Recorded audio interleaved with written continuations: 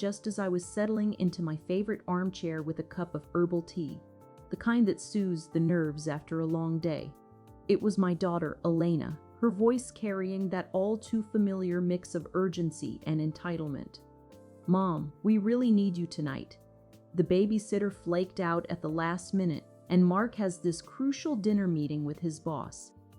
Can you come over right away and watch the kids?" I glanced at the clock on the wall, 7:30 p.m. I'd spent the entire day at the community center, organizing a food drive for local families in need, my back aching from lifting boxes. But, as always, I said yes. I grabbed my coat and keys, telling myself it was what mothers do. Little did I know, this would be the last time I'd drop everything for them. My name is Clara Winters. At 68 years old, I'm a widow living in a modest house on the quiet outskirts of a bustling city. It's been 10 years since my husband Tom passed away from a sudden heart attack, leaving me with a small pension, our home, and a lifetime of memories. Tom and I had built a simple life together, nothing extravagant but full of love. After he was gone, I found purpose in helping others, especially my family. I have 2 children, my son David, 42, married to Sarah with 2 kids, Lily, 8, and Jack, 5. And Elena, 39, married to Mark with 3 little ones, twins Mia and Noah, 6, and little Sophie, 3. For years, I've been the family's safety net, the reliable grandma who babysits, cooks meals, and dips into her savings when times get tough. Let me tell you more about those early days after Tom's death, to really paint the picture of how I got here. Tom was my high school sweetheart. We met at a dance in 1975. Him in his bell-bottom jeans, me in a flowery dress. We married young, had David and Elena, and built a life in that little house. He worked as a mechanic, I as a school secretary. When he died, the world stopped. The kids were adults by then, but they stepped up initially. David mowed the lawn, Elena brought groceries. "We'll get through this together," they said. But as their lives ramped up, promotions, babies, moves, the calls became less about checking in and more about, "Mom, can you?" It started innocently enough. Right after Tom's death, I was drowning in grief, the house feeling empty and cold. David and Elena were there at first, helping with the funeral and sorting through his things. But as the months turned into years, their involvement shifted. David was the first to ask for a small loan, $5,200, for a down payment on their new house. "It's just temporary, Mom," he assured me with that charming smile of his. I wrote the check without hesitation, happy to see them settled. Then Elena needed help with her wedding expenses a few years later, $3,000 for the dress and venue. "You're the best, Mom," she exclaimed, hugging me tightly. I beamed with pride, thinking that's what family is for. One memory stands out. My first Christmas without Tom. I was raw, barely holding it together. I invited everyone over, hoping for comfort. They came, but it felt rushed. Sarah complained about the drive. Mark checked his watch. The kids opened gifts I'd carefully chosen, but no one noticed the empty chair at the table. That night, I cried myself to sleep, clutching Tom's photo. From then on, I poured my energy into being useful, thinking it would keep them close. But it only made me fade into the background. Over time, the requests piled up like unpaid bills. School tuition for the grandkids when Sarah lost her job. Car repairs for Mark after a fender bender. Even a family vacation to the beach last year. They couldn't afford the hotel, so I covered $2,000. I kept a notebook in my kitchen drawer, jotting down each amount.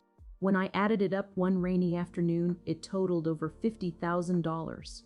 That's money from my pension, from selling some of Tom's old tools, from skipping my own small pleasures like a new winter coat or a weekend trip with friends.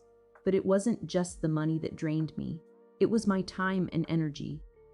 Endless babysitting nights, driving to soccer practices, cooking batches of lasagna for their freezer. I loved the grandkids. They were my joy, but I started to feel like an afterthought, only valued for what I could provide. Flash forward to the requests. David's temporary loan for the house. It was never repaid. Elena's wedding. I not only paid for parts, but also sewed favors and baked the cake. Then came the grandkids. Lily's birthday was in the delivery room, holding Sarah's hand. For months, I was there daily, changing diapers, rocking her to sleep. We couldn't do this without you, they said. But when I had the flu, no one brought soup. Instead, can you still watch Jack tomorrow? I remember one particularly stinging Christmas. I'd spent days baking cookies from Tom's old recipes, decorating the house with lights and a tree, and preparing a full holiday dinner. They all arrived late, the kids cranky from the drive, and left early, citing traffic. No one stayed to help clean up. David patted my shoulder on the way out. Thanks, Mom. Oh, and can you watch the kids next week? Sarah has a job interview. Elena added, You're a lifesaver. With a quick peck on the cheek, I sat alone in the kitchen that night, staring at the leftover turkey, feeling a hollow ache in my chest. Family is family, I told myself, brushing away the tears. But deep down, I knew the truth. They only reached out when it benefited them. The turning point came last summer. I'd been feeling run down for months, constant fatigue, joint pains that the doctor attributed to stress. You need to slow down, Clara, he said during my checkup. Take some time for yourself. I mentioned it casually to Elena over a hurried lunch at her house. Oh, Mom, you'll bounce back, she replied, barely looking up from her phone. Hey, can you pick up the twins from school tomorrow? Mark and I have a date night planned. No questions about my health, no offer to help. That evening, as I lay in bed listening to the clock tick, I wondered why I always put them first. Was it fear of being alone, of not being needed? But the real question hit me harder. Were they ever truly there for me, or just for what I gave? Then came my birthday. I'd turned 68, and for weeks, I'd hinted at wanting a simple family dinner, nothing fancy. Just all of us together. The morning of, David called. Happy birthday, Mom! Listen, Sarah's car broke down again. Can you spot us $500 for the mechanic? We'll celebrate next weekend, promise. Elena sent a text. HB Mom. Kids send love. Need you to babysit tonight, work emergency came up. I waited all day hoping for a surprise visit or even a cake, but the house stayed silent. I ended up buying a small cupcake from the bakery, lighting a single candle, and blowing it out alone. Tears fell as I ate it, the sweetness turning bitter in my mouth. The birthday incident was the final straw. I spent the day cleaning, hoping for a surprise. By evening, the house was spotless, but empty. The cupcake from the bakery was pathetic chocolate, my favorite, but it tasted like cardboard. As I blew out the candle, I wished for strength. That night, staring at my reflection in the darkened window, something inside me broke. If I wasn't a priority in their lives, why should I make them mine? If I disappeared, would they notice, or only when the next emergency arose? I decided to find out. The next morning, I began planning my escape, not out of anger, but out of a quiet resolve to reclaim my life. First, I visited my bank and transferred my remaining savings to a new account, setting up automatic payments for bills. Then, I contacted a real estate agent. The house, full of echoes from better days, was too big for one person anyway. It sold quickly for a fair price, giving me enough to buy a small condo in a coastal town 2 hours away, a place with ocean views and salty breezes, somewhere I'd always dreamed of retiring but never pursued because the family needed me. I didn't tell David or Elena. Instead, I sent a group text from my old phone. I'm taking some much-needed time for myself. I'll be out of touch for a while. I love you all. Then, I got a new number, packed my essentials photo albums, Tom's favorite sweater, a few books, and donated the rest to charity.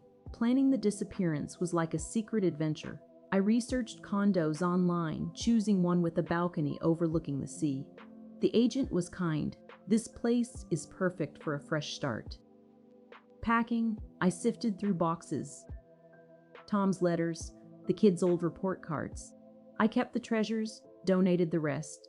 The garage sale was bittersweet. Neighbors asked, "Leaving us?" I smiled. Time for new horizons. The moving truck arrived on a crisp autumn day, and as it pulled away, I felt a weight lift from my shoulders. It was liberating, like breathing fresh air after being trapped indoors for years. The first few weeks in my new condo were a mix of loneliness and freedom. The ocean waves crashing outside my window became my new soundtrack, replacing the constant ring of the phone. I joined a local book club, where I met women my age with stories of their own reinventions.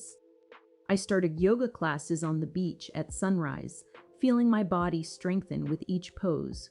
I volunteered at an animal shelter, walking dogs and cuddling cats, finding joy in their uncomplicated affection. No more 2 a.m. calls for just a quick favor. No more dipping into savings for someone else's crisis.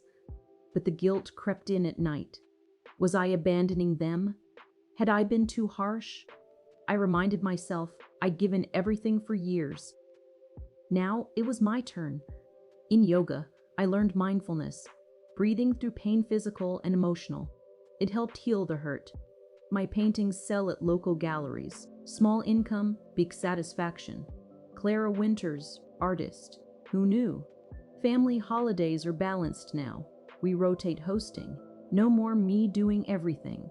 If you're in a similar spot, start small. Say no once. See what happens. You might surprise yourself. As expected, the messages started flooding my old voicemail, which I checked occasionally from a distance. David's first one, "Mom, where are you? The roof is leaking bad. We need $2,000 to fix it before winter." Elena's, "The kids miss you so much." Oh, and Sophie's braces are coming up. Can you help with the cost?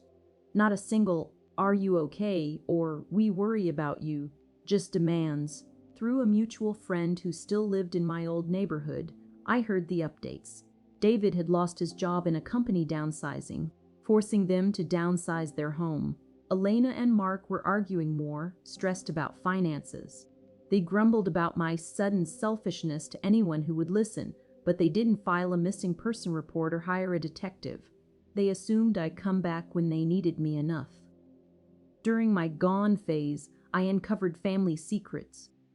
Going through old letters, I found Tom's notes about lending money to David years ago, unpaid. It explained some tension. But I let it go. Forgiveness is for me, not them. 3 months in, I got a call from the old number's voicemail. Lily's voice, small and sad. "Grandma, where are you? I miss your hugs." It broke me. I sent a package anonymously to their house. Books, crayons, a note saying, "Thinking of you." No return address. It was my way of loving from afar without caving. 6 months in, letters started arriving, forwarded from my old address. David's was handwritten, his usually neat script shaky. "Mom, things are falling apart. Sarah and I are struggling with the kids' school fees. We need you back, please." Elena's, "The twins keep asking for Grandma. Life's so hard without your help. Come home." Still no apologies, no reflection on how they treated me. I read them on my balcony, the sea breeze ruffling the pages, and felt a profound peace. My disappearance hadn't destroyed them, it had forced them to stand on their own. And for me, I'd blossomed. I traveled to Italy for the first time, wandering cobblestone streets and savoring gelato, something I'd always postponed for family obligations. I took up painting, my canvases filled with vibrant seascapes that sold at a local gallery. My health improved, the doctor's stress warnings, a distant memory. I even started dating Henry, a kind retired teacher from the book club, who made me laugh and feel seen for who I was, not what I could do. In Seaview, I blossomed. The book club discussed novels about strong women fitting. Yoga teacher Maya became a friend. "You're glowing, Clara." At the shelter, a rescue dog named Buddy adopted me, his wags healing my heart. "Henry, we met at a club meeting. Your insights on the book were spot on," he said. "Our first date, picnic on the beach." He listened to my story without judgment. "You deserve this happiness," he whispered. Another time, Henry and I hiked a coastal trail.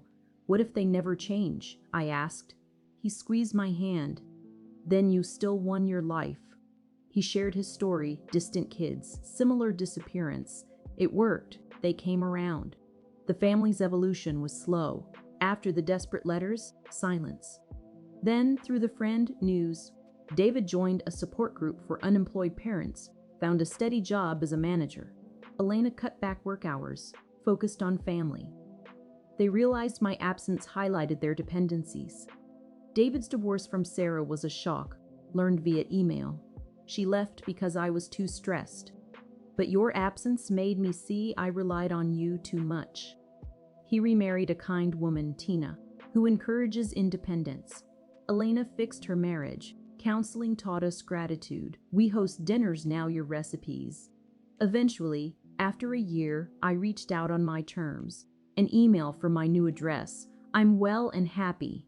If you want a real relationship, one based on mutual respect and love, not just needs, let's talk. But things have to change. David's response came first, laced with frustration. How could you just leave like that? We were worried sick. But beneath the anger was remorse. Elena's was softer. We thought something terrible happened. We're sorry, Mom. We took you for granted. We met halfway at a neutral cafe near the city. The grandkids rushed into my arms, their hugs genuine and tight. Grandma, we missed your stories, Lily said, her eyes wide. David looked tired but determined. Losing you was a wake-up call. I got a new job, and we're budgeting now, no more handouts. Elena nodded, tears in her eyes. Mark and I went to counseling. We realized how much we leaned on you unfairly. The reunion cafe meeting was tense at first. David hugged me. We were idiots, Mom. Sorry doesn't cut it, but we're changing. Elena, we love you, not what you do. The kids chattered about school, drawing pictures on napkins. It felt real. Our relationship isn't perfect, but it's healthier now. Visits are planned in advance, with them bringing meals or helping around my condo. The grandkids send drawings and call just to chat about their day, not to ask for toys. They appreciate me for my stories, my wisdom, my presence, not my wallet. And if old habits creep back, I have my escape plan ready, because I've learned that self-love isn't selfish, it's essential. Disappearing taught me that, and in a way, it saved us all. Now, a year later, balance reigns. They visit monthly, we share stories. I teach Lily to paint, Noah to bake, no loans, just love. Henry joins sometimes, the family warming to him. My paintings hang in galleries. I even donated proceeds to elder support charities. The grandkids' visits are magic. Sophie curls in my lap listening to ocean tales. Jack builds sand castles. They see me as grandma, not babysitter. 1 year anniversary of disappearance, celebrated with Rita and Henry. Toasted to new beginnings. Grandkids sleep over at my condo. Stories by the sea. Pure joy.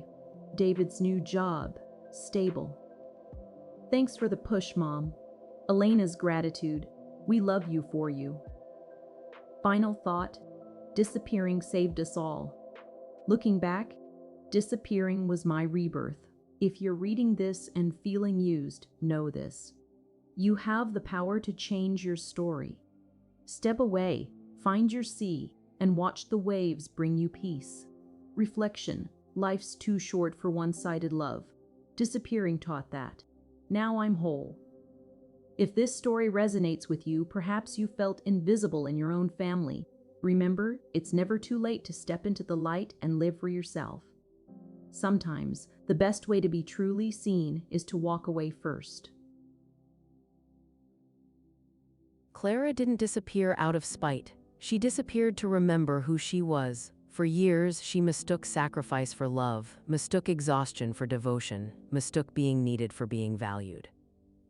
But love that only flows one way eventually empties the one giving it. So she stepped back, not to punish her children, but to teach them. And sometimes, the only way to be truly seen is to remove yourself from the room. If you are always the one holding everything together, ask yourself gently who holds you.